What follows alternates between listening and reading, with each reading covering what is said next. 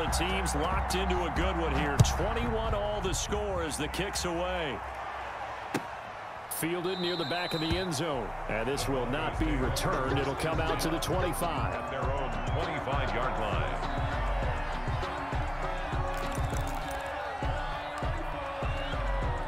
The Broncos onto the field ready to start their next drive. Well, they just gave up the score to tie it. That's the bad news. The good news, plenty of time in this fourth quarter to try to grab that lead back. They'll start the drive with a run by Gordon. And he'll be upended at the 28-yard line. Just a 3-yard gain there. Yeah, I don't know if it's exactly a win-win, but if you're on offense, you'll take that kind of a run, all right? It was kind of stacked up, found a little bit of yardage, and frankly, they're pretty close to staying on schedule on offense. The playbook is still open for the coordinator. Here's 2nd and 7 now from the 28. They keep it on the ground. Again, Gordon. This will go for 5 up to the 33. The Broncos on 3rd down. Just 1 for 3 thus far. This time they face a 3rd and 2. And it's 3rd down. Operating from the gun. Block. Open man is Gordon. Complete. He's got this to the 30 before being taken down.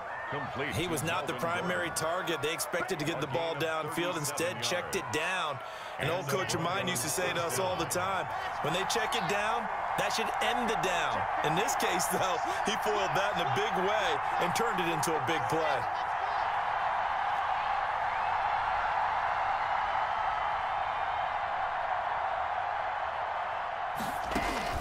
On 1st and 10, here's Locke. And a scary incompletion, almost picked off. It would have been their first INT of the game. Instead, 2nd down. It's now 2nd. Something we haven't really seen much of from him, an incomplete pass. Yeah, last week he finished at 70%. This week he's up over 80%. I don't know how you slow him down. Pass rush is usually the best way because a quarterback on his back usually can't complete a pass. 16 yards, a 1st down. I think they like this drive a little bit better there, partner. Running game helping out, picking up some of the slack. Because remember the last drive, they went 3 and out. They'll keep it on the ground. This time it's Gordon. And stopped a few yards shy of the goal line at the 3. 11 more on that one and another 1st down. Seemed like a couple sets of eyes were on the quarterback, so he decided, hey, I'm going to hand this off. Got a good gain out of it. And you know you need good blocking up front in order to gain yardage, but every one of these RPOs, if you do it right and they look the same, whether it's handed off inside or the quarterback keeps it, that allows you to fool the defense so often. And in this case, fooled them with the inside run. 2nd and goal from the 1. Now they run for the gun with Gordon. And he's going to be met at the line of scrimmage and taken down. No gain on the play as we have reached the 2-minute warning. Getting down to the good stuff. All tied with 2 minutes remaining on EA Sports.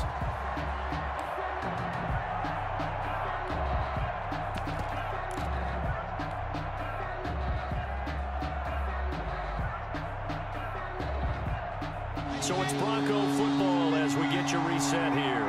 They come up on what could be a pivotal 3rd and goal now in a tie ball game. And they'll go jet sweep to try to pick it up.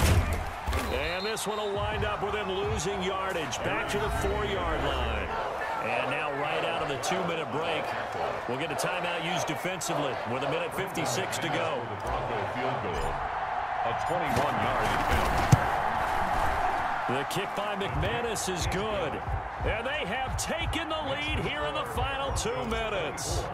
Big kick right there to give them the lead in the 4th, but there is still time left for a final drive. Did they score too soon? Post-game will tell us, right? Depending on what happens on this drive, that's how we'll analyze it. If the other team scores, they scored too soon. If they somehow hold on, they manage the clock exactly right.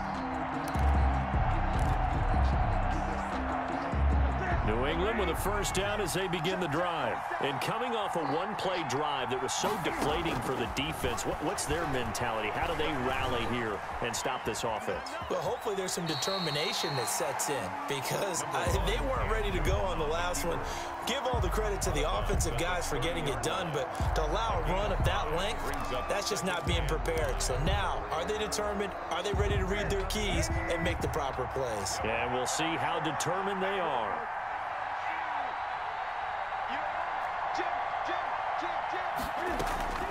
On second down, here's Fournette. 6 yards the pickup, and that's a first down. But they picked up a little bit of yardage there, and now, in this situation, should be in no hurry to run a play really fast. Let the clock wind down. Some good games going on in the early window. This might be the best of the bunch.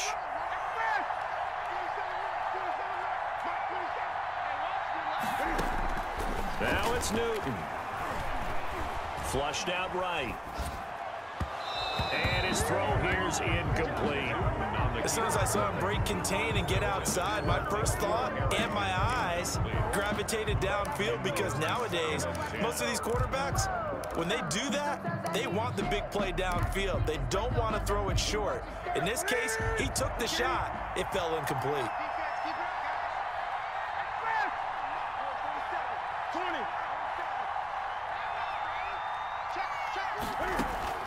He'll look to throw. Being chased out left. And, oh, a crusher there as it's intercepted. Picked off at the 49. And a terrific return as he takes this thing all the way down near the 20-yard line.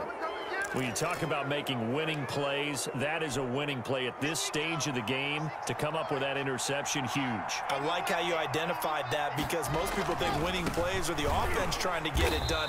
In this case, nursing a lead, they found a way to make a play on that side of the ball and maybe finish things off. Tackled back at the 26-yard line.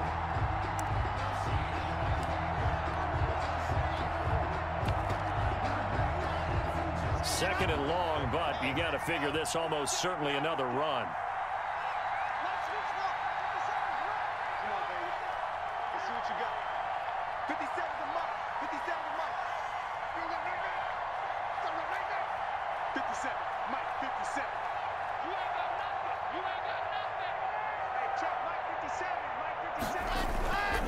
They'll keep it on the ground. It's Gordon. And down he goes, taking it inside the 10, just shy of the 5 at the 6. Now the Patriots will use the second of their timeouts as they'll stop it with 17 seconds to go in the game.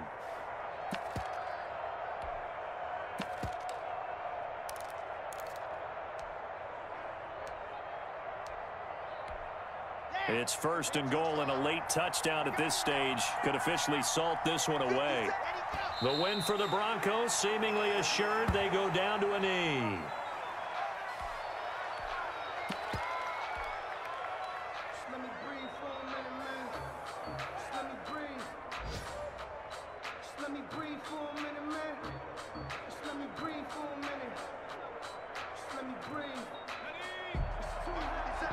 And a timeout comes in. The whistles blow with 3 seconds remaining.